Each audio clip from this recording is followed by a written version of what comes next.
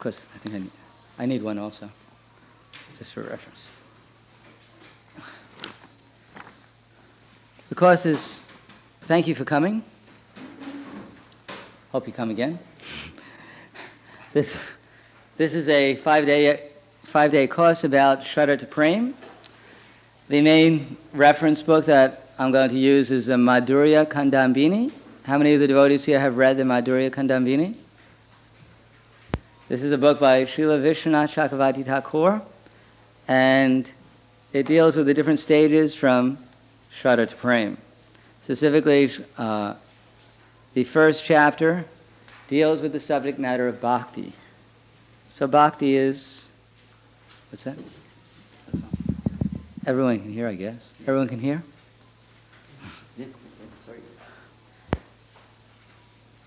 Madhurya means sweetness, and Kandambini means a cloud, a formation of a group of clouds. And one of the reasons why it's named like that is that in the opening verses he compares Lord Chaitanya Mahaprabhu's mercy to a group of clouds which rains upon the heart of the conditioned soul who's in the desert-like material existence, being afflicted by the heat of lust.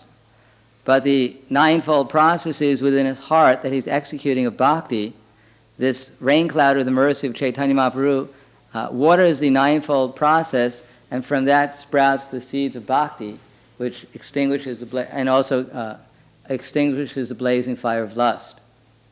So as we'll learn in the next chapter, that bhakti has two leaves that unfold at the very beginning of sadhana bhakti, namely kleshagni and shubhada. Shubhada means it brings about all auspiciousness, and the second is it eradicates the sinful activities or the miseries of material existence. But here in the first chapter, Srila Vishwanath Chakravarti Thakur is going to speak mainly about bhakti. In this essence of Madhurya Kandambini, the different stages of bhajana kriya, the overview. I didn't really include this, the outline about bhakti. But bhakti is, he's going to define what bhakti is and what it isn't, and who gives bhakti, how it's received. In other words, there are different stages, as most of us may know, beginning with adau, shraddha. At the beginning there's faith. And then sadhu sangha, namely the association of devotees, tya, bhajana kriya, then the execution of devotional activities, regulated sadhana bhakti, and then anartha nivritti syat.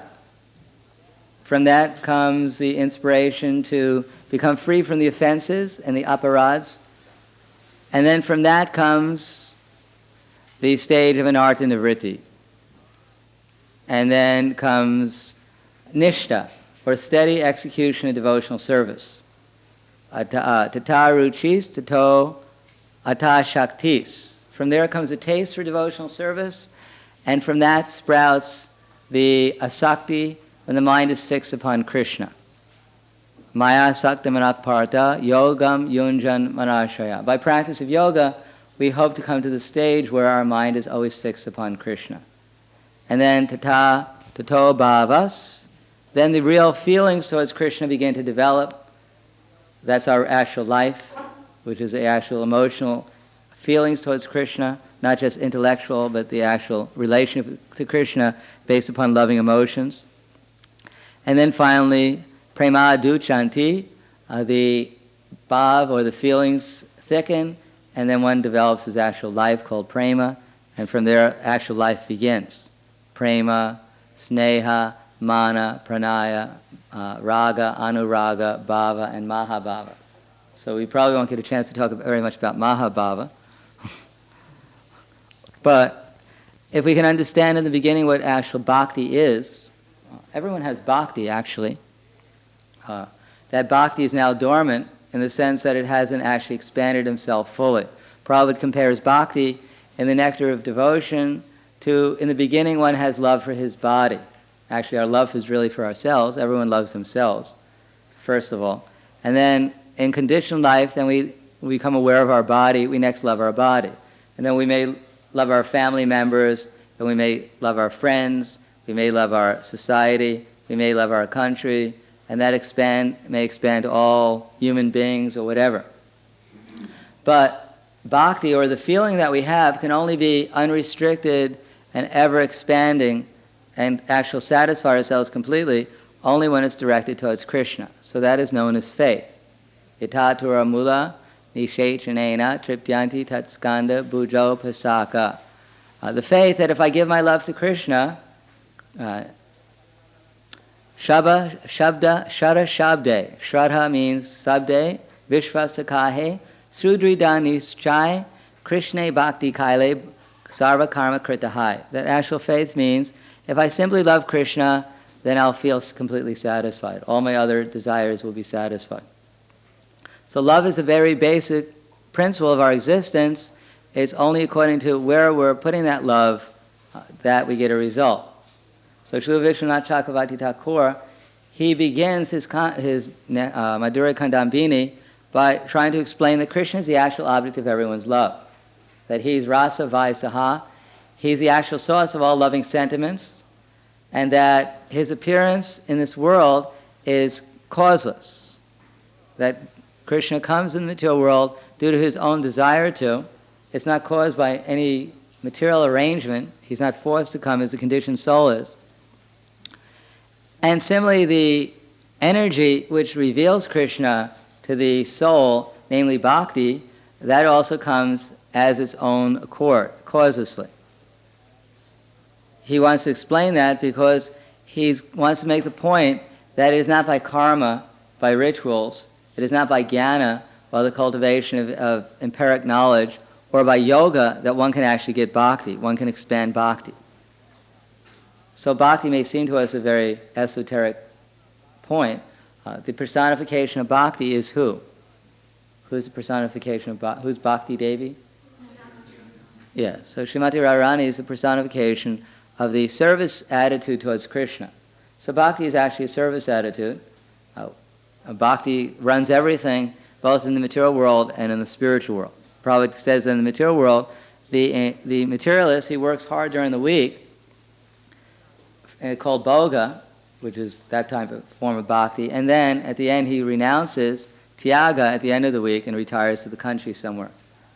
So in the material world, bhakti manifests itself as bhoga tyaga, and in the spiritual world, it's loving service to Krishna.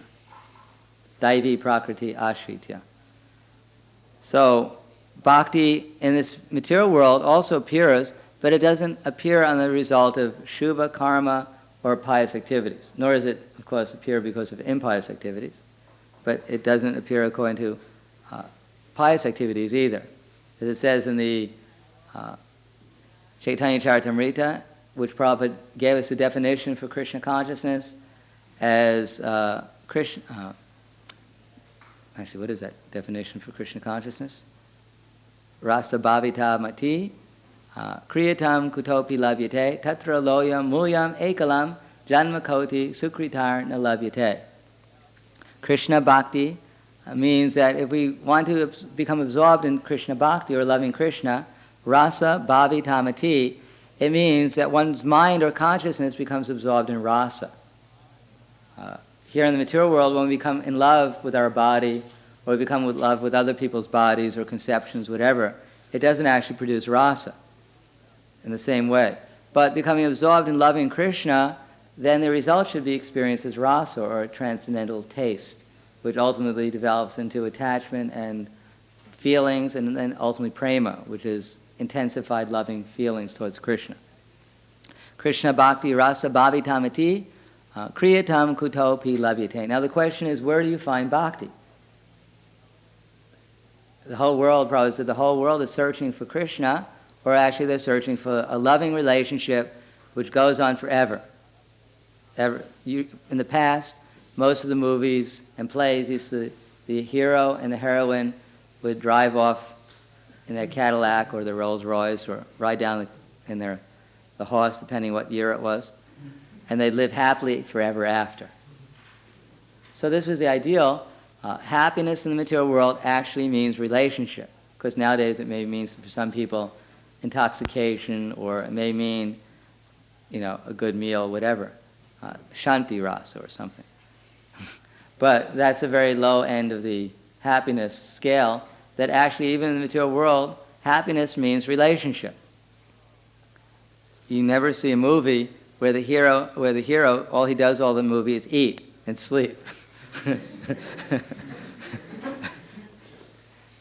There's some relationship. At worst, he gets up after eating and sleeping and shoots a few people, then goes back to sleep so he can get enough energy. Get up again and shoot a few more people. There's always some kind of relationship, either ghastly rasa or something. Generally, it's madhurya, the conjugal relationship. But of course, nowadays it's going towards more ghastly relationships. But there's some relationship in any case. So that original relationship is with Krishna. When Krishna walked into the arena, everyone to battle against the wrestlers, Mustika, Chanura, Shalya, Tosha, everyone saw Krishna differently. It wasn't everyone said, oh, there's Krishna, he's the guy with the flute, he's a cowherd boy. Now, everyone saw Krishna differently according to their personal relationship with him. That everyone has a relationship with Krishna, even in the material world. That everyone is dancing with Krishna, but those who are dancing trying to imitate Krishna, they're dancing with Krishna's Maya, and those who are dancing trying to please Krishna, they're dancing in Krishna's rasa dance. So this rasa dance is not only the rasa dance that Krishna enjoys with the gopis, but everyone is engaged either with Krishna's illusory energy or engaged in dancing with Krishna in the rasa dance. But the whole world is full of Krishna singing, and everyone is understanding that song in a different way, according to their relationship with Krishna. So when Krishna walked into the wrestling arena, the wrestlers saw him as a thunderbolt.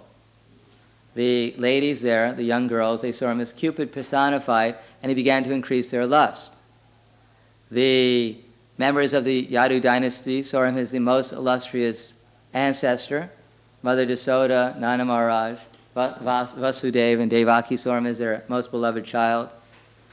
The yogis there who were meditating saw him as the super soul. Kamsa saw him as death personified. And those who were unintelligent saw him as a person who was dull and unintelligent. Atmanavan manyate jagat. That everyone sees according to their particular consciousness. So, that relationship with Krishna everyone has, but that relationship is developed through bhakti.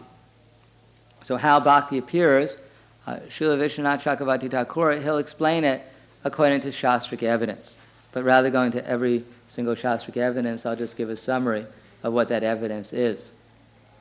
First of all, he says just as Krishna is causeless and he comes by his own will, so similarly bhakti, being non-different from Krishna, also descends by his own will. And he uses he quotes a verse which uses the word yadrichaya. So this word yadrichaya means by its own cause. There's a verse in the Srimad Bhagavatam, Savai punso paro dharmo yato bhaktir ahok shije yahaitu patiyata yatma suprasidati. That this devotional service has to be unmotivated and uninterrupted in order to completely satisfy the self. So this means that devotional service is not of this material world, it's of a different energy. It's of an energy that has nothing to do with ahaituki. Hetu, the cause, is not something mundane, and its suprasidati, it produces complete satisfaction of the soul. And the word yadrichaya, by its own causelessly, some people, they translate it as perhaps by good fortune. But as I mentioned, it's not by good fortune, because good fortune or shubha karma, which comes into the realm of karma, good karma, bad karma. Here he says that, but then bhakti becomes dependent upon material pious activities, dependent on material karma, but this is also contrary to its independent, self-manifesting nature. So, in other words, according to Shastra, bhakti is not dependent, doesn't come about by any good pious activity. Of course, this is a very subtle point, because we try to act in the mode of goodness, and hoping that by acting in the mode of goodness, we get a chance to receive bhakti. But that's not necessarily true.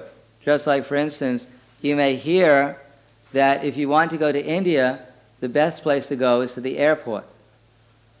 Isn't that right? Generally, you don't go down to the, some people may go down to the train station, or they may go down to the bus station, or they may go down to the local gym or something. But they may not find it very easy to get to India that way. The best place to go is to the airport, because that's where most of the planes take off, especially if you want to fly. You don't go up to your roof and hope that the plane makes this unexpected stop. So similarly, the opportunity to go to the spiritual world through bhakti is best done by coming to the mode of goodness, where most of the planes take off going to Vaikuntha. So similarly, it is expected that it would be easier to get bhakti if one comes to the mode of goodness, because at least then one can understand what bhakti is. In the modes of ignorance and passion, one speculates what exactly, or what doesn't even think about it, what actually is bhakti. But in the mode of goodness, it becomes clearer the value of bhakti and exactly what bhakti is. And therefore, in the mode of goodness, when one has knowledge and one has become more or less free from the tendency for other types of activities, one can choose to take up the path of bhakti more easily. Because bhakti can be taken up from any point of view, or from any mode of material nature, but it's most easily done if one comes to the mode of goodness. But the mode of goodness is not the cause of bhakti any more than going to the airport will automatically take you to India. There's a few other things that have to go on before you arrive in India. So the Shubha karma is not described as the cause of bhakti. Bhakti is independent of the mode of goodness. Actually, maybe I can ask someone to go upstairs in my room. And on my desk should be the Madhuri Kandambini. There may be 3 of them. You can take all 3 of them. So, we cannot accept the mode of goodness as the cause of bhakti. Now, if the mode of goodness is not the cause of bhakti, and bhakti is causeless, then what is the cause of bhakti? So one may say that Krishna's unreserved mercy is the cause of bhakti appearing in someone's heart. But then if it's Krishna's unreserved mercy, unqualified mercy, then why do some people have bhakti and some people don't have bhakti? If Krishna loves everyone and he wants to give everyone bhakti causelessly, then why doesn't everyone have bhakti? So that can't be the final cause, because obviously everyone doesn't have bhakti, or Krishna bhakti. So, then what is the cause? Now, if Krishna appears to be partial to some, and he is partial to some, he's partial towards his devotees. So, his devotees, they get bhakti, and others don't get bhakti. In other words, some people, if they come in contact with Krishna, they get killed by him, which is not completely bhakti. Krishna says, Paritranaya sadhunam vinashaya tridiskritam. So he loves his devotees and he kills demons. So Krishna seems to be partial towards some and in some ways and antagonistic towards others. So Krishna's unqualified mercy can't be the cause of everyone getting bhakti, because everyone doesn't get bhakti from Krishna. But even if Krishna doesn't give unqualified mercy, then he gives bhakti through his devotees. That is seen that Krishna's devotees give, through Krishna empowers his devotees to give bhakti. But then again, it can't be the unqualified mercy of the devotees, because the devotees also are qualified in who they give mercy to. But this is not a fault on the part of the devotees. This is the natural characteristic of the Madhyama Adhikari. Thank you. Yeah, this is it. It's the natural characteristics of the Madhyama Adhikari is that he gives bhakti to others. Krishna, Prema Maitri Kripo Peka Yat Karoti Samadhyamaha. That for the Madhyama Adhikari, he sees 4 different things. He sees, first of all, the Supreme Lord, Ishvara, Tad Adineshu Balishetsu Dvitsatsu Cha. He sees Ishvara and Prema. He tries to love Krishna. That's his main business. The Kanisa Adhikari, his main business is he sees the deity and he tries to figure out exactly who this person is, and what he can do for me. More or less. You may think, well, he looks very nice, but I mean, the bottom line is, what's in it for me? But the Madhyama Adhikari, he sees Ishvara, and he wants to love him. He sees that the real value is how I can develop my relationship with the Supreme Lord. And for the devotee, Adineshu, Ishvara tad Adineshu, he wants to develop Maitreya, friendship. And for the innocent, Balisheshu, this Kripa. So Krishna has an energy called Kripa Shakti, and that Kripa Shakti is given to the Madhyama Adhikari. The Madhyama Adhikari, he tries to figure out who is qualified to receive Krishna's mercy, and then he tries to give those persons Krishna's mercy, or Kripa. But the amazing thing is that although the devotee may have a little mercy or love to give to the person, by Krishna's arrangement, when he sees his devotee trying to give Krishna's love to someone, then Krishna himself manifests his Kripa through that devotee. So not only the person gets the devotee's mercy, but he gets Krishna's mercy simultaneously. Therefore, not only the person who's receiving the mercy gets Krishna's mercy, but also the devotee who's giving Krishna's mercy also gets Krishna's mercy by acting as an instrument to give Krishna's mercy. So he gets to experience what Krishna's mercy is by trying to give it to others. So the actual prasad of Krishna, and Krishna in Bhagavad Gita mentions prasad in several places. Raga dvesha vimuktais vishan indriyas charan atma vaishara vidayatma prasadam adhigachati. So this prasad that the devotee he's able to give and that Krishna gives is, or this bhakti, is by the devotee trying to give the bhakti to others. But where the bhakti that the devotee is trying to give to others, where did that come from? In other words, because the bhakti is in the devotee's heart, he becomes inspired to give kripa to others, or mercy to others. But where did that bhakti come from? It came from Bhakti Devi. So Bhakti Devi, within the heart of the devotee, inspires the devotee to give mercy to others, and because the devotee is inspired to give mercy to others, therefore Krishna becomes inspired to give the devotee mercy to give to others. But the original source of that desire to give mercy to others is because the bhakti which is in the heart, which comes from Bhakti Devi. So if you want to give anyone the credit, it's Bhakti Devi or Srimati Radharani. And of course Krishna is a good assistant because he gives his mercy along with Bhakti Devi. So ultimately bhakti comes from bhakti, from Radha and Krishna.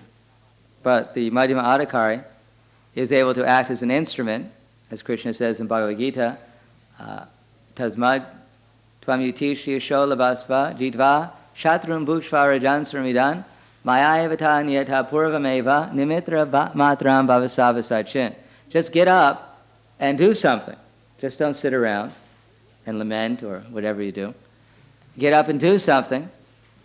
Just become an instrument. Although you may think you have so many different enemies all around you, but don't worry about it, because just do something and become an instrument for me, and everything else will be taken care of. So that becoming an instrument for Krishna on the part of Arjuna, of course, he did act on behalf of Krishna, but also we should understand that Krishna's potency, or bhakti, also has its origin in simply the devotee desiring to give it to others. Although it's the original cause is Srimati Radharani or Bhakti Devi, but still not everyone is equally inspired to give mercy to others. So that receptivity to the energy of bhakti or loving feelings, this goes to the credit of the devotee. Just like the sun may be shining, and of course all credit goes to the sun for shining, giving off its heat and light, but those who take the advantage of it, they get the credit for taking advantage of it also, and the benefit of doing so. So in this way it's resolved that actually bhakti is causeless, and bhakti comes from bhakti, although we can see other factors are also involved in the distribution of mercy or unalloyed love. And then Srila Vishwanath Chakravarti Thakur tries to explain to us how bhakti is superior to karma, jnana, and yoga. So karma means ritualistic activities. Most of us were not engaged in ritualistic activities before we joined the movement. And they may be so many words to us. Karma, what does karma actually mean? maybe karma, good karma, or karma goes around, whatever. But actually karma in this context means that in the Vedic context there are certain activities which produce auspicious results, such as high birth, material wealth, beauty, and education. There are pious activities recommended in the Vedic literature, mostly grouped around karma-condic ritualistic activities, such as offering sacrifices or giving in charity, taking bath, etc.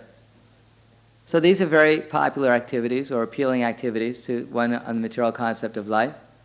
And for those who are distressed due to the material concept of life, there is an alternative known as gyan. Try to understand that we're not this body. Just like in most classes, we may hear once or twice that we're not this body. First of all, we hear how everything is bad, and then we find out we're not this body, so we feel a little bit better. But that's not the end of it. Even above karma and gyan, of course, gyan does not mean that people just sat around talking how they're not their body. Gyan was also a process of austerities and renunciation, etc. Just like Prahladananda and his thousands of sannyas disciples, they were engaged in gyan.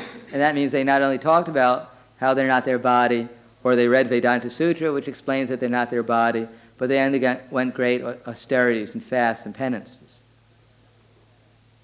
Not a very simple process, not a very appealing process in this age. As a matter of fact, when Prahladananda Saraswati heard that Chaitanya Mahaprabhu is dancing and chanting and taking prasad, he said he's not a sannyasi, that he's only a pretender, because sannyasis, they don't chant and dance and smile and be happy. They're just supposed to think of Brahman. And then there's yoga, which is a very complicated process, which Krishna summarizes in the Bhagavad Gita, which is meant to control ultimately the mind and fix it upon the supersoul through very controlled, regulated habits, and ultimately disciplining the mind, beginning with pranayama and pratyahara, and then spending all one's time visualizing and contemplating the supersoul. So this karma, gyan, and yoga, they're actually they all get their life from bhakti. The soul, which is in the body, whatever he's doing, he's inspired to do it only because bhakti is present. And because karma, gyan, and yoga have some basic connection with Krishna, therefore the devotee is able to get some taste and relish and inspiration to do these things and knowledge how to do it only because the bhakti is there.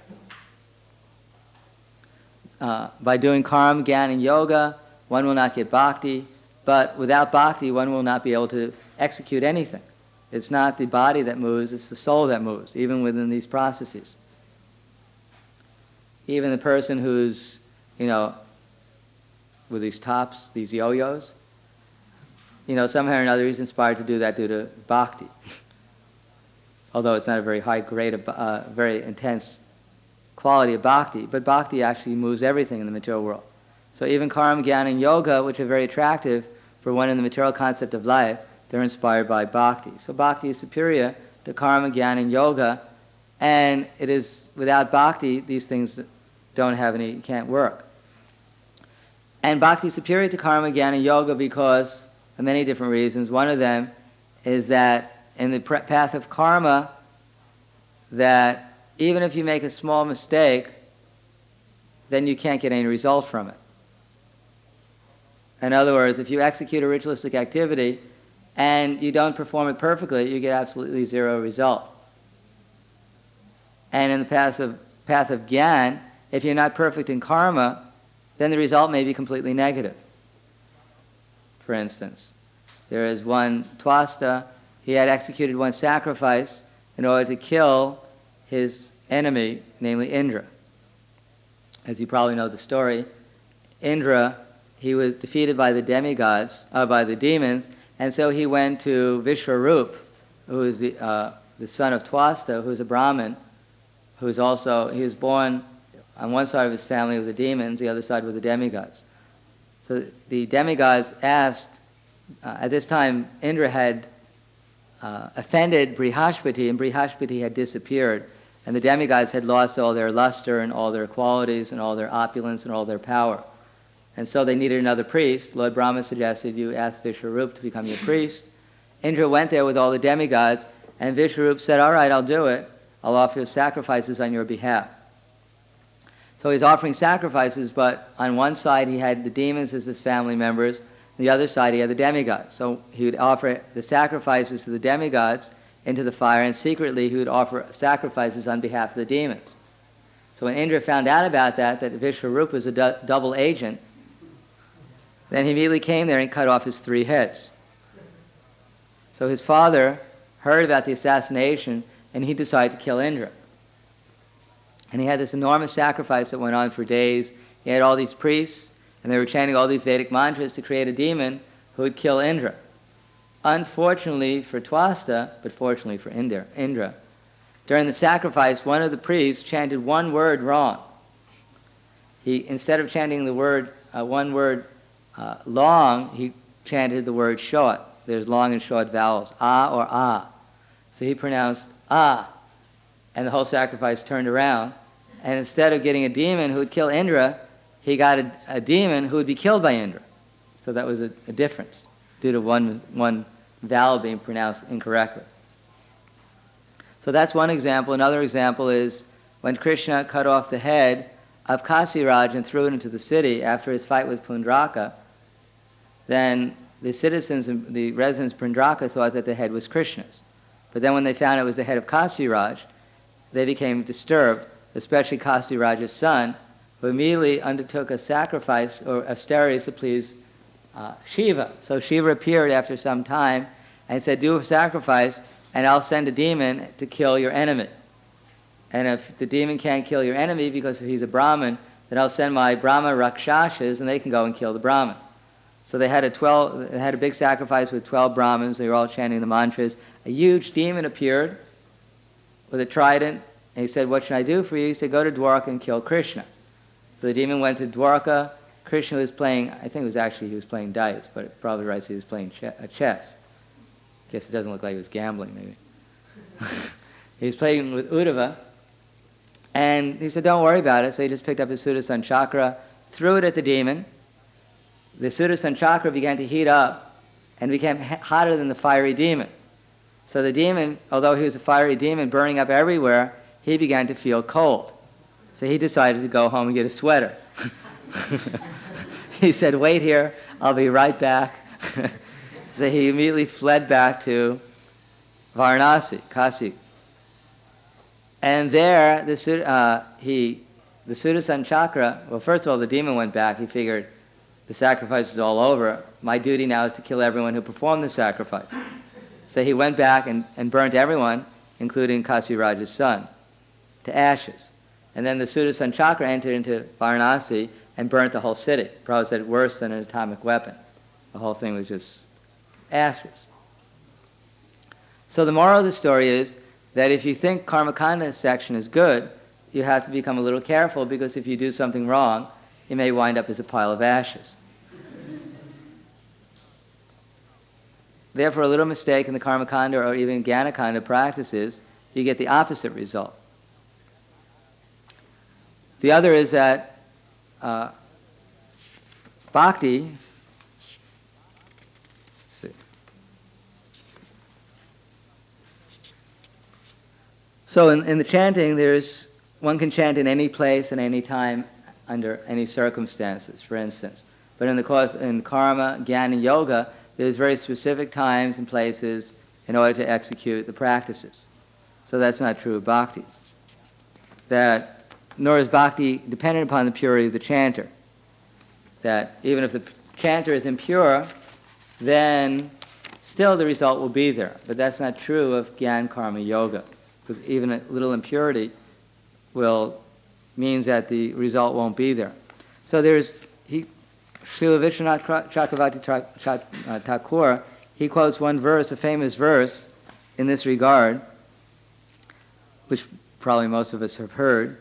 It's Vikritam Vraja Vadubir Idam Cha Vishno Shadanvito Nushrinuyad Ata Varnayad Ya Bhaktim Param Bhagavati Pratilabdya Kamam Redrogam Ash Vapinot Yachirena Dira. Anyone who faithfully hears or describes the Lord's playful affairs with the young gopis of Vrindavan, having obtained the Lord's pure devotional service, he quickly becomes sober and conquers lust, the disease of the heart.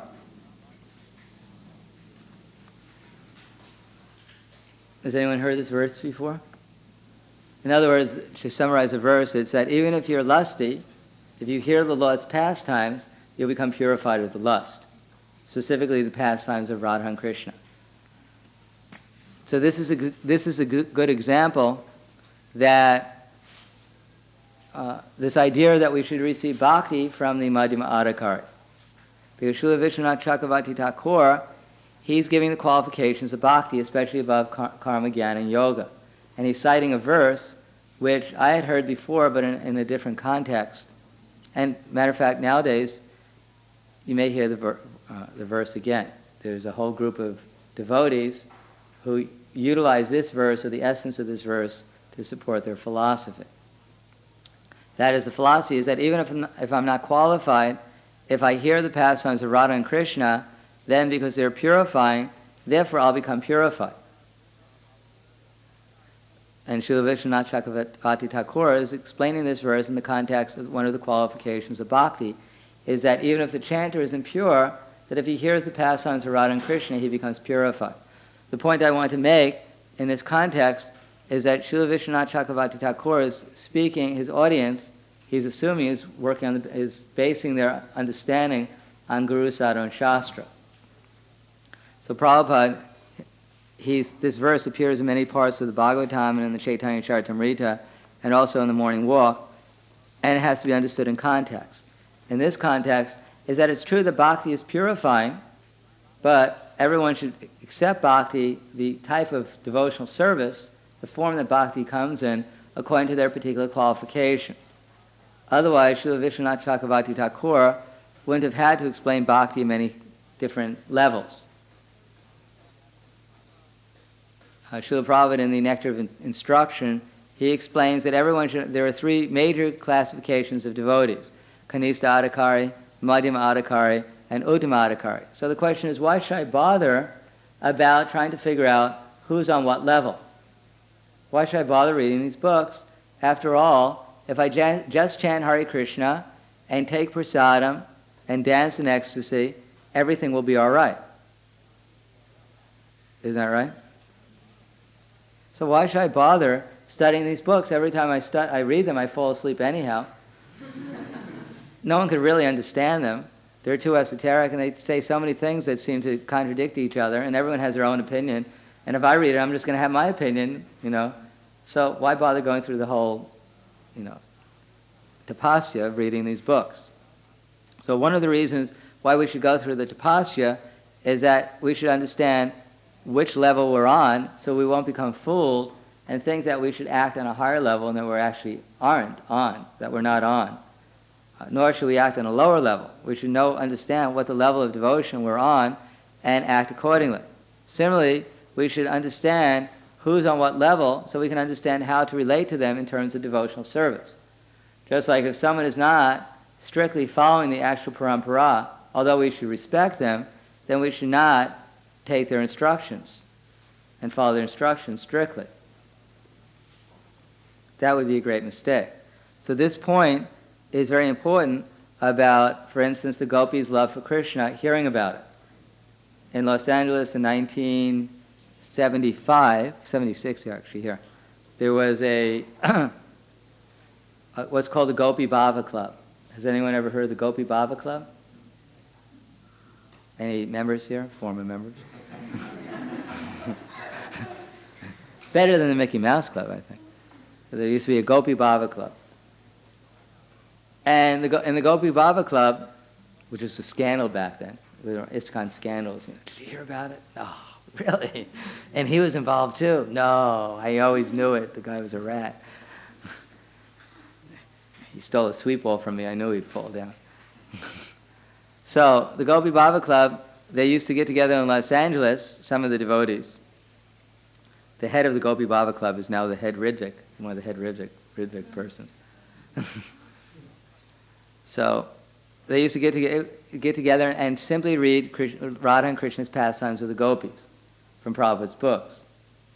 There are not that many pastimes of Radha and Krishna and the gopis, but that's all they used to read. And they had a man's Gopi Bhava Club and a women's Gopi Bhava club. And they used to meditate on these things. So this is pretty innocent. It was just from Prabhupada's books, you know. If someone brought another book, they'd say, you're in Maya. This is not authorized. You're kicked out of the Gopi Bhava club. So that went on. Of course, everyone has their side of the story. But Prabhupada heard about it, and he gave his reaction to it.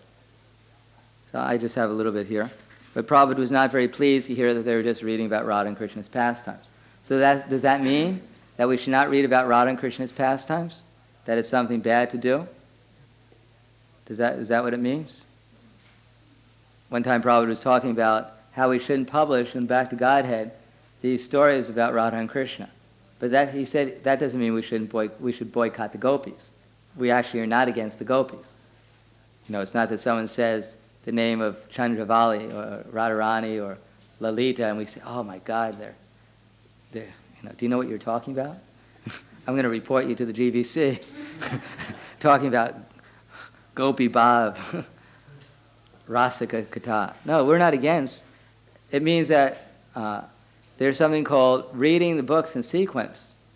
That one can read the literature in sequence, Prabhupada's books, but to dwell on a certain topic, imagining oneself to have inherited that rasa or assumed that rasa, this is considered Sahajism. That's what Ravindranath Rupa was talking about today in Siddha Pranali. That there's a methodology where one is given a certain rasa with Krishna, and then one tries to meditate upon that rasa. I know one devotee, he's my godbrother, I actually even visited him one time. He thought he was a peacock. His Siddha Pranali was a peacock.